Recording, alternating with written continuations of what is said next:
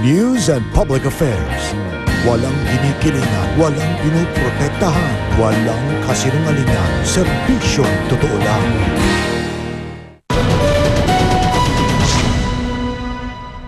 Ngayong gabi sa Reporter's Notebook. Sa Reporter's Notebook Vice Presidential Series, kilatisin si Bayani Fernando. Chairman Bayani Fernando, palakpakan po natin. May article sa Newsbreak na meron kayong 300 million pesos local government funds na di umano ay nagamit ng hindi tama. Ano po ang masasabi? Marami naman, 300 million, isa-isahin nga nila. Paano nagamit? Hindi Mga tama. kontrata, mga... Wala akong nalalaman ganun. Ang lumang problema ng tuition fee increase. Education budget! Dagdagan! Dagdagan! Huwag bawasan!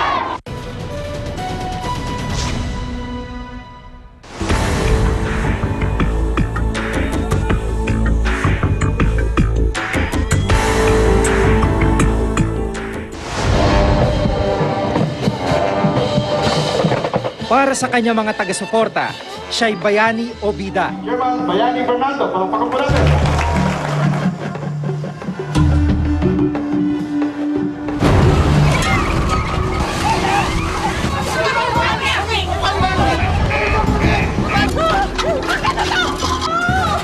Pero sa kanya mga kritiko, siya na may berdugo o kontrabida. Lahat na yata'y naitawag na kay Bayani Fernando, dating mayor ng Marikina at dating chairman ng Metro Manila Development Authority at ngayon tumatakbong vice-presidente. I don't think hanging a poster could be so detrimental to the security of the state.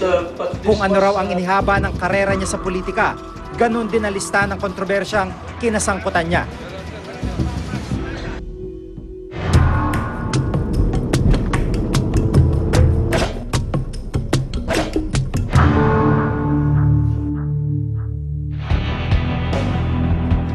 Ito yung bahay mismo ni Chairman Bayani Fernando. Pupuntahan natin para makapanayam natin siya at alamin kung ano yung ginagawa niya bago tumakbo ng isang campaign sortie. Morning po. Morning, sir. Morning, sir. Wala, tuloy na. Tuloy na.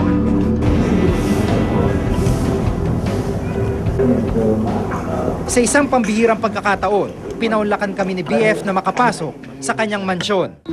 Ang hall kung saan sila nagdaraos sa mga party at selebrasyon, sinlaki na ng pangkaraniwang bahay. May sarili rin itong helipad. Ayon sa Statement of Assets, Liabilities, and Net Worth ni BF, nasa 21 million pesos ang kasalukuyang market value ng tahanang ito.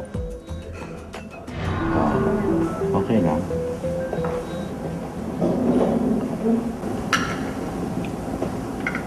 Inabutan namin si BF at ang kanyang asawang si Marides Fernando, mayor ng Marikina, na tahimik na nag-aalmusal.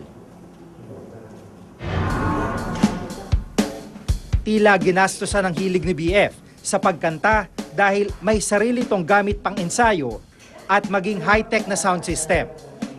Parang nakikita namin mahilig kayo sa music kasi yung mga gamit dito, ito, mga instruments nyo, meron kayong mismong personal. Ginagamit ko rin para sa sosyal na may mga pagtitipon, birthday, o kung ano mang pagtitipon ng pamilya. Ito namin ginagawa dito. Kaya nakahanda yan para sa may mga sound system, pwede kang kumanta. So Chairman, ito ho, yung concept nito is talagang hotel lobby yung... Oo, gusto ko yung maluwag, mataas ang ceiling. Hindi yung para ako bang sikip na sinuklubang kanong ceiling na gano'n. At ito'y simple lang naman na konstruksyon. Siya raw mismo nagdisenyo ng bahaging ito ng kanilang bahay nang ito'y iparenovate. Itong hall na ito, may magkano inabot nito? Hindi ko matuo sa'yo, pero mura lang sa akin dahil sa marami rito ay mga gamit ng konstruksyon namin. 6 na SUV at 3 luxury van na nakaparada sa maluwag na grahe. Kasama rito ang mismong ginagamit ni BF sa kanyang kampanya. Halos dito na raw siya nakatira, kaya maraming damit, leaflet pang kampanya at mga personal na gamit ang nakalagay dito.